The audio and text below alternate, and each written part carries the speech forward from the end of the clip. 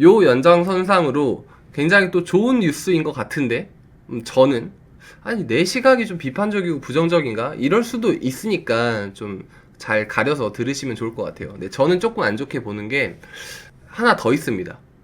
이것도 비슷한 이슈예요. 이거 좋은 뉴스 아니에요? 요런데 저는 안 좋게 봐요. 그게 뭐냐면 K 반도체 벨트입니다. 정부에서 10년간 우리나라에 510조면은 이게 삼성전자 시총을 지금 넘죠. 이 어마어마한 금액을 투자를 해서 전방위적으로 지금 반도체 벨트를 만든다고. 그놈의 뭐 K가 앞에 붙으면은 네, 조금 저는 이제는 위화감을 좀 느끼는데 K 반도체 벨트를 또 만든다고 해요. 판교에서 시작해서 천안, 청주, 이천 이렇게 해서 거의 일정 구간을 반도체 나라를 새로 건설하는 듯한 그런 계획이 있습니다. 향후 10년 안에 완공이 될 거라고 하는데 500조면 엄청 크죠. 삼성전자랑 SK하이닉스도 꽤 많은 돈을 여기에다 투자를 합니다. 아까 말씀드린 TSMC가 3년 동안 6공장, 미국 애리조나에 건설을 하는 게 113조라고 말씀을 드렸는데, 이게 500조면 규모가 어마어마하게 큰 거죠. 세계적으로도 무시할 수 없는 수준입니다. 근데 야, 이게 왜 안 좋아? 가닥을 좀 잘못 잡고 있는 것 같아요. 제가 계속 말씀을 드리는데, 반도체가 더 이상 장사 개념이 아니라고 말씀을 드렸어요. 이건 패권 다툼입니다. 전쟁이에요. 그러면 이해관계가 확실히 있을 거란 말이죠. 옛날처럼 반도체를 누가 싸게 잘 만들어요. 납품을 잘해줘요. 퀄리티가 엄청 좋아요. 요렇게 해서 팔리고 사고 이렇게 되지 않을 거예요. 미국도 지금 웨이퍼 들면서 이야기를 하잖아요. 우리나라의 공장, 우리나라의 자국 물량 이런 식으로 이야기를 하는데 발주는 다 미국에서 한단 말이에요. 그러면 이게 주문을 하는 놈이 있을 거고 또 소비는 중국 같은 뭐 인도 같은 이런 국가에서 많이 하죠. 사주는 놈이 따로 있을 거고 이해관계들이 이렇게 다 얽혀 있잖아요. 근데 우리나라는 발주를 하는 나라도 아니야. 뭐 반도체를 엄청나게 소비를 하는 그런 나라도 아니야. 그러면 이 친구들의 이해관계에 맞게 그림을 잘 그려 나가야 되는데 그냥 미국 손도 안 잡고 중국 손도 안 잡고 어느 나라랑 이렇게 공동 체제도 구축을 하고 이해관계를 구축을 하지 아니하고 우리나라에서 반도체 벨트를 이렇게 건설을 해서 우리나라에서 그냥 반도체를 잘 만든다? 그럼 이거 나중에 생각했을 때 뭐 기술력도 고만고만하고 저쪽에서 물건이 공장에 팡팡 돌아가면 당연히 저쪽의 기술력이 올라가고 저쪽에 뭔가 가성비가 더 좋아지겠죠. 근데 요거를 장기적으로 봤을 때 누가 발주를 해줄 거냐, 누가 사줄 거냐, 이 근본적인 물음에 탁 부딪히는 거예요. 그래서 요것도 무리해서 조금 방향을 잘못 잡는 게 아닌가. 현대차가 제가 다음에 말씀드릴 건데 미국 손을 확 잡아서 미국 쪽에 공장을 건설을 한다고 거의 8.4조 가량을 공격적으로 집행을 한 이유가 있습니다. 그게 있어요. 잡을 때는 확실하게 장사를 할 때는 이렇게 줄을 잘 서고 이해관계를 잘 확인을 하는 게 맞는 것 같아요. 그래서 이 부분은 저는 굉장히 좀 안 좋게 봅니다. 그리고 추가적으로 최근에 백신 스와프 이야기도 나오고 있죠.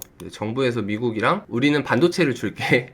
백신 다오. 이렇게 해서 백신 스와프를 주장을 하고 있는데 삼성전자가 미국에 20조가량 투자를 진행을 하는 대가로 삼성 바이오로직스에서 뭐 모더나나 화이자나 이쪽 백신을 이렇게 만들어내고 그 물량을 우리나라한테 줘라. 뭐 요런 류의 거래가 좀 이루어지고 있는 걸로 들려요.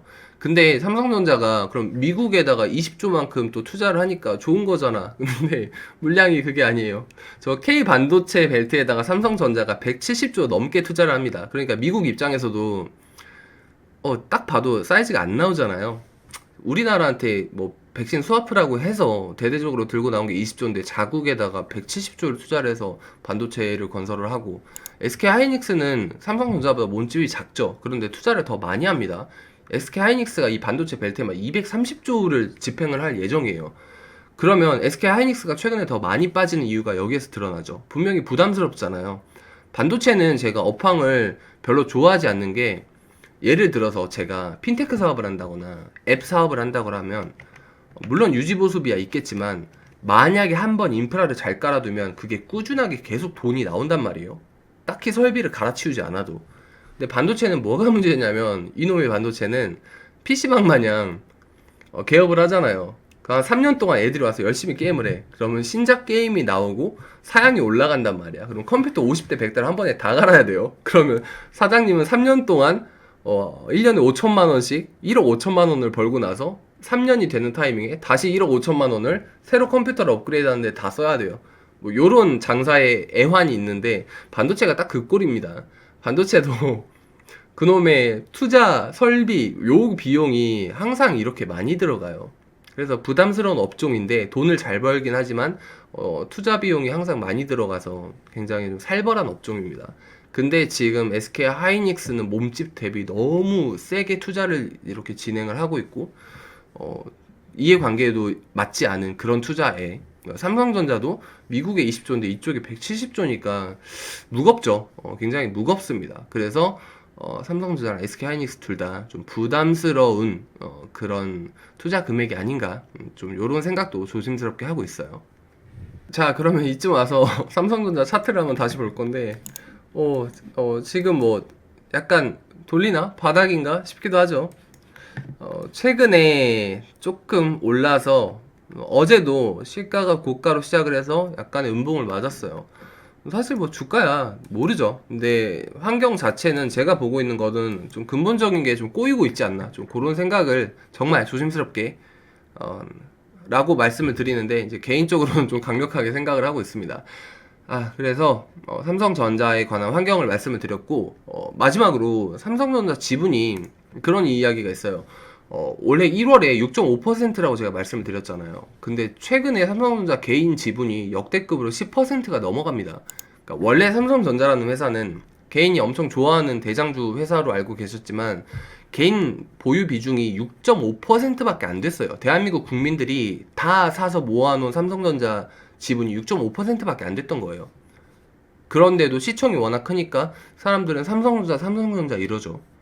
코로나 이후로 그렇게 줄기차게 삼성전자를 샀음에도 불구하고 6.5%밖에 안 됐었어요.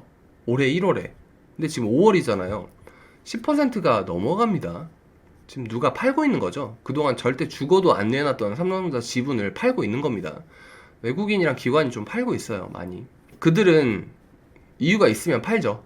그래서 지분으로 봐도 사실 뭐 개인 투자자를 뭐 항상 개인 투자자가 매수하면 주가가 떨어진다 뭐 요렇게 옹호하는 건 아닌데 그런 인사이트 차이가 조금 발생하고 있는 것 같다. 기관이랑 외국인은 조금 안 좋다고 생각해서 팔고 있는 추세인 것 같고 개인 투자자들은 계속 그 물량을 받아내고 있는 추세인 것 같다. 그래서 요거까지 말씀을 올릴 수 있을 것 같아요. 그래서 제가 셀트리온에 맞아서 그 이후로 좀 안 좋은 주식을 안 좋다고 이야기하는데 약간 잠깐 PTSD 올 것 같아서 그래도 와 멘탈 챙겨야죠. 네, 쿠크다스 멘탈이 감히 이렇게 이야기를 합니다. 물론 주가를 맞추는 영상이 아니라고 말씀드렸으니까 제 의견도 그냥 참고만 해주시고 들으셨을 때 저거는 맞는 이야기 같아 라고 하는 이야기는 또 들어주시고 저거는 좀 아닌 것 같아 라고 하는 이야기는 네, 또 이렇게 너그럽게 양해해 주시고 비껴 나가 주시면 될 것 같아요. 그래서 오늘은 감히 삼성전자 이야기를 조금 했습니다. 자, 오늘은 여기까지 영상 올리고요. 다음 시간에 더 좋은 내용으로, 더 좋은 인사이트로 찾아뵐 수 있도록 하겠습니다. 다들 아시죠? 건강 먼저 꼭 챙기시고요. 네, 첫 번째도 건강, 두 번째도 건강. 항상 건강 잘 챙기시고, 네, 성투하시길 바라겠습니다. 그러면, 네, 인사 올릴게요. 안녕히 계세요.